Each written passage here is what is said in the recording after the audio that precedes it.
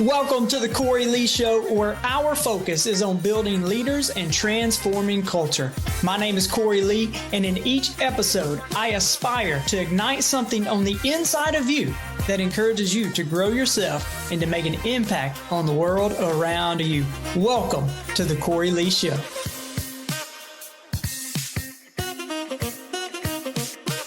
Hey guys, welcome back to the Cory Lee Show, and in this video, I'm going to share with you the 7 books that changed my life as a leader, and I'm going to share with you some of the key takeaways that I have from each one of those books.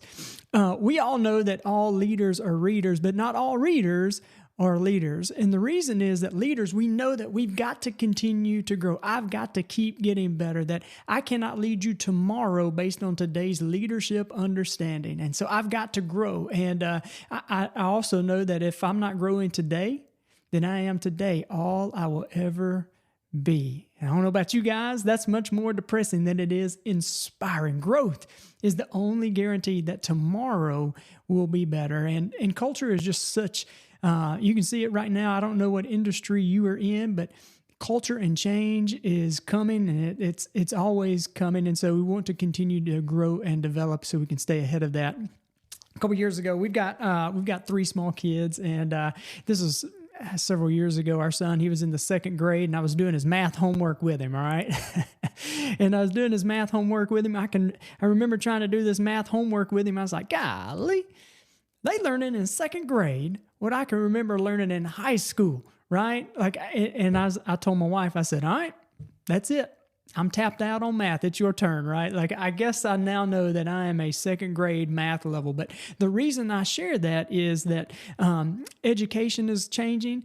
Your industry is changing, healthcare, government, all of that. And if I'm not growing, I'm not just standing still. I'm honestly getting left behind. And so we've got to keep getting better and keep improving. And reading is one of the best ways to do that, is because I get to learn from others who have gained a certain level of expertise and experience, so I can shorten that learning curve, if you will. I can learn from their experiences, but I do want to give you a little bit of a warning. This is something I've learned along the way, and maybe just something to consider. Early on, when we had opened up our business, for those that are new to me and my wife, in a 5-year period of time, we built 2 physical therapy clinics, 4 gyms, had 3 kids, sold all the businesses, kept all the kids, and then I transitioned into doing what I do today, which is coaching, speaking, training, working with leaders around the world. And I knew early on that I needed to grow, I had to get better, and so I started reading all these books. I read everything that I could find, right? I went to all the courses, all the seminars, all the webinars, and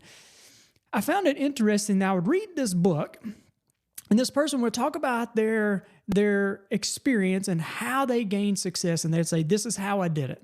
And then I would read another book, and this person would talk about their success and how they did it, and the way they did it was completely opposite from the first book. And so what I found myself trying to do was I was trying to apply all these principles that I was learning from all these books, and it led to a lot of confusion.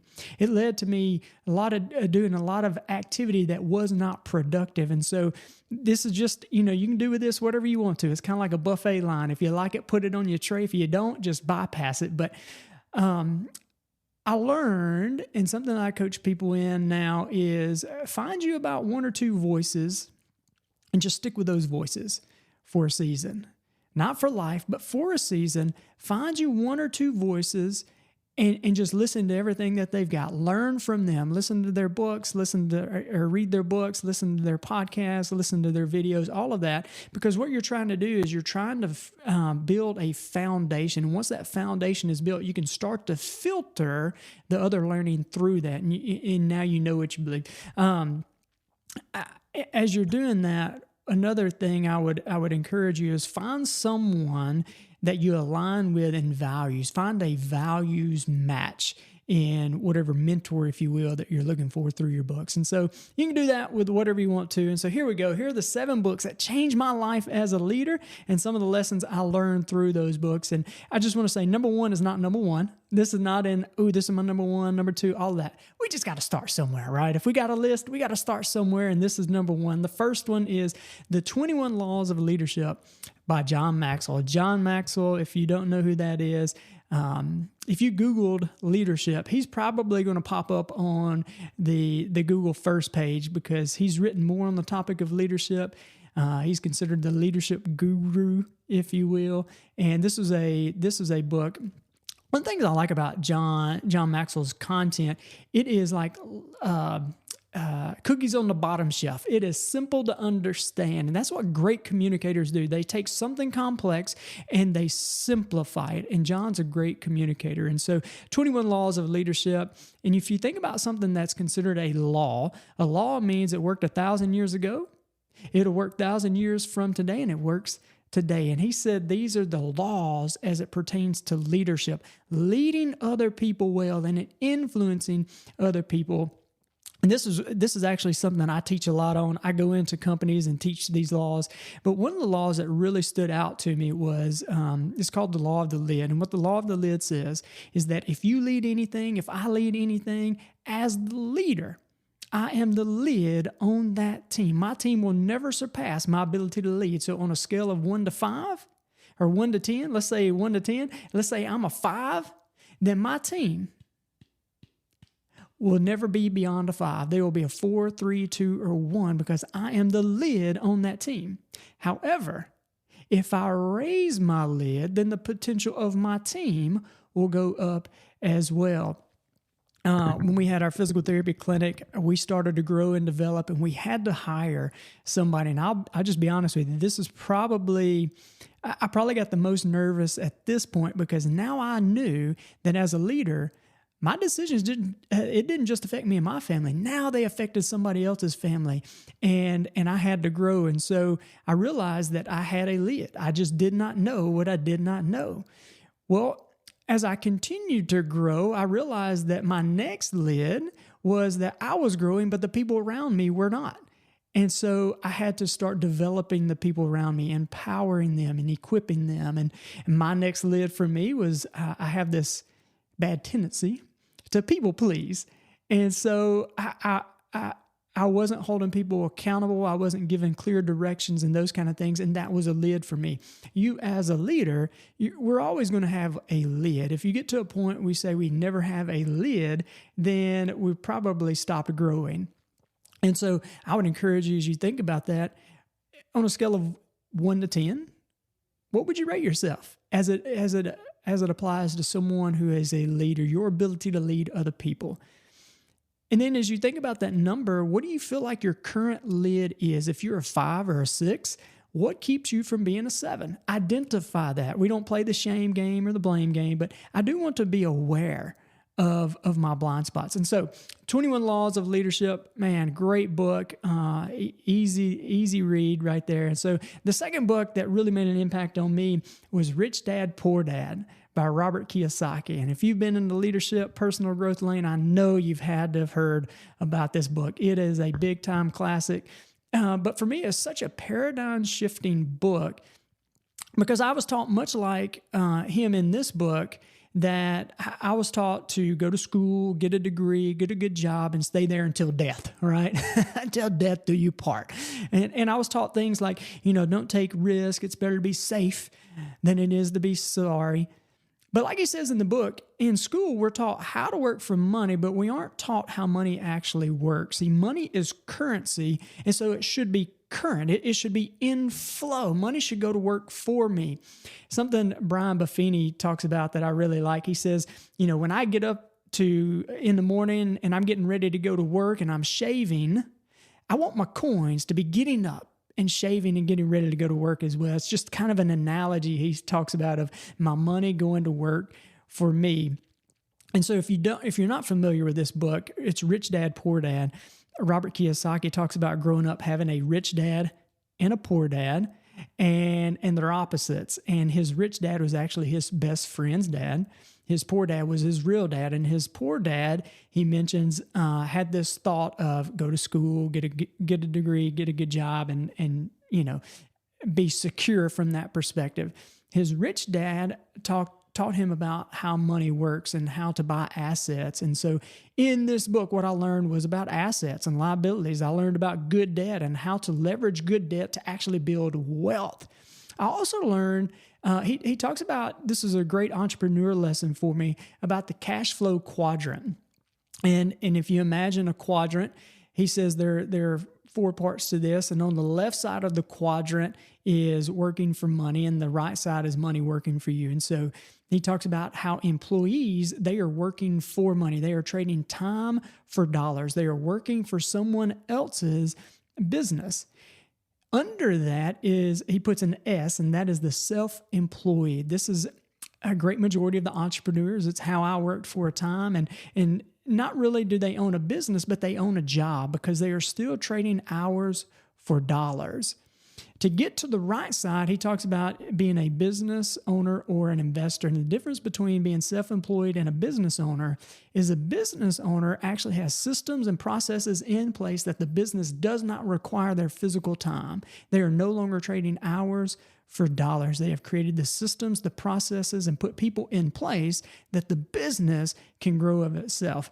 Hey guys, I hope you are enjoying this episode of the Cory Lee Show. Y'all, I am on a mission to build leaders and to transform culture. So if you're looking for a speaker who speaks directly to the heart, a mentor to come alongside you and your team, or if you're in a position where you're looking for a personal coach who embraces where you are and also believes in who you could become, then I would be honored to walk this path with you. Simply reach out to me on my email at Cory@CoryLeeLeadership.com. Look, let's make your vision a reality. Contact me, and together we'll navigate the path from aspiration to achievement. Your transformation, it starts now. An investor is someone that they invest in different products, whether that's in the stock market or real estate or invest in business, but their money is actually working for them. Again, it doesn't require their physical presence to do it. And so for me, that was a game changer in understanding business. Number 3, a great book on leadership is Extreme Ownership. Love this book by Jocko Willink and Leif Babin. The main lesson in it is how we take personal responsibility for everything underneath our leadership umbrella. I actually did a video series on this on YouTube. You can find that. You can click the link here or in the show notes, or wherever our editor can figure that out at. But what I did a series on this book, Extreme Ownership, and talked about different chapters and the leadership principles in that. I take about 7 to 10 minutes to dive into those chapters and pull out some of the nuggets. But one of my favorite stories that they tell in this book is that goes along with leadership. It goes along with this leadership phrase that everything rises and falls on leadership. Think about that. That's a phrase going back to the John Maxwell book, 21 Laws of Leadership. He says everything rises and falls on leadership. I just want you to think, do you agree with that or disagree with that? Think about that for a minute. And what he's saying is that with good leadership, things get better. With bad leadership, things get worse. And so I've also discovered working with teams that many times you don't know how good leadership is until you experience bad leadership. Sometimes you don't know how bad the leadership was until you actually experience good leadership. But an amazing story that they tell in this book, Jocko Willink, again, this is Navy SEALs, and he was a commanding officer there in the war there. But he was telling the story about how he was the boot camp or the director over Hell Week, and he had all these people who were trying to get into the Navy SEALs, and they would set up on 8-man boat crews, and they would take these inflatable rafts and do all kind of obstacles, go into the ocean, do different kind of obstacles, and they just did race after race after race. And he noticed that one team always was coming in first, and noticed the other team was always coming in last. And he said, I wonder what would happen if we take the leader on that last place team and made him the leader of the first place team. And if we take the leader of the first place team and made him leader of the last place team, and if we change nothing else, just change those two things, I wonder what would happen.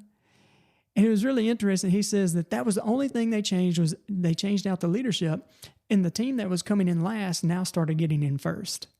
And the team that was getting first now came in second. And it goes into this whole thing that everything rises and falls on leadership. Really powerful book. The next book is Think and Grow Rich. Man, one of my favorites, another classic. This is a go-to for me, and I actually did an online course. We did this 13-week super deep dive into this powerful lesson. You can actually go to my website and get this e-course. It's called Breaking Through to Greatness. But if you've never read Think and Grow Rich, the story behind it is Napoleon Hill. He took 20 years and he studied the lives of 25,000 people. 500 of these people were the wealthiest, most successful people in the world at that time. And this book was released in the 1930s. And so you're thinking early 1900s. And so some of these wealthy people were Henry Ford, Rockefeller, Andrew Carnegie, the Wright brothers, those kind of people. And he noticed that there were certain principles that these 500 held to that the other people didn't.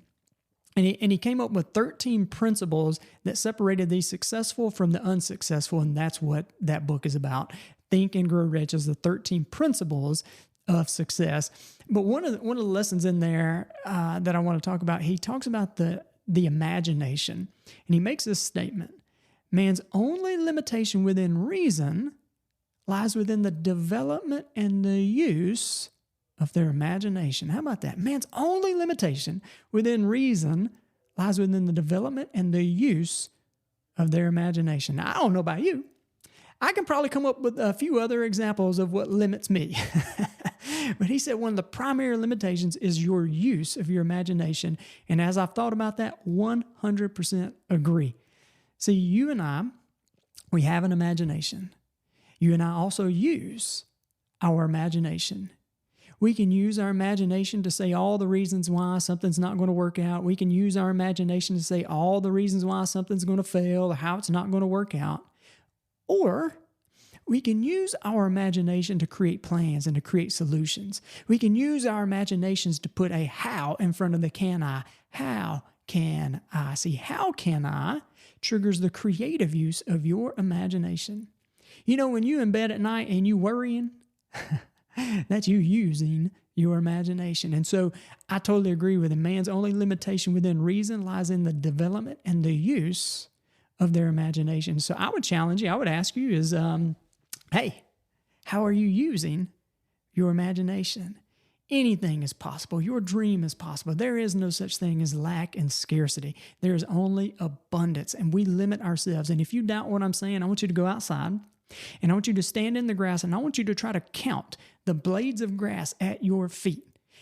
Just look at a tree and count the leaves on one branch of one tree. God is a God of an abundance, right? Like Jesus said, I come to give life and life abundance. And so man's only limitation is in the development and the use of their imagination. And so one of my favorite books. Another one of my favorites is The Traveler's Gift, number 5. So Traveler's Gift by Andy Andrews. This is probably one of my favorites because it's actually probably the first book I actually read.